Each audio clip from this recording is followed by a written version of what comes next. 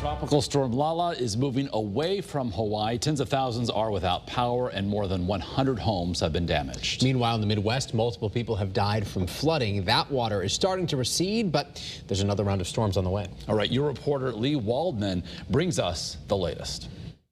Some people have struggled because we haven't had services, and some people will continue to struggle if they don't have power in their homes or if they have to tend to family matters. Tropical Storm Lala is moving away from Hawaii. As of early Monday, more than 120,000 customers are without power across the Hawaiian Islands. Oh, it's moving again. This video shows some of the powerful water pushing a government vehicle.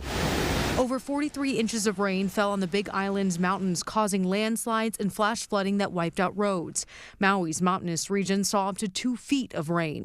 Just seeing this and seeing how the road got washed away, it's just catastrophic.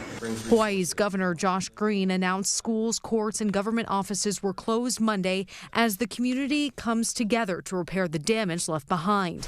At least 100 homes were damaged and lost in the storm. Hawaii always pulls together as an ohana. It's an extraordinary thing to see as governor. On the U.S. mainland, the Midwest is reeling from deadly flooding that left at least 7 dead in Indiana. Governor Mike Braun is asking President Trump for federal assistance. They're in the process of galvanizing FEMA to do a declaration, which then speeds up that process. Roads and bridges across the state were heavily damaged from the water. Indianapolis Mayor Joe Hogsett posted online that the city was experiencing its most severe flooding in 30-plus years, urging residents in some areas to evacuate immediately. I'm Lee Waldman reporting.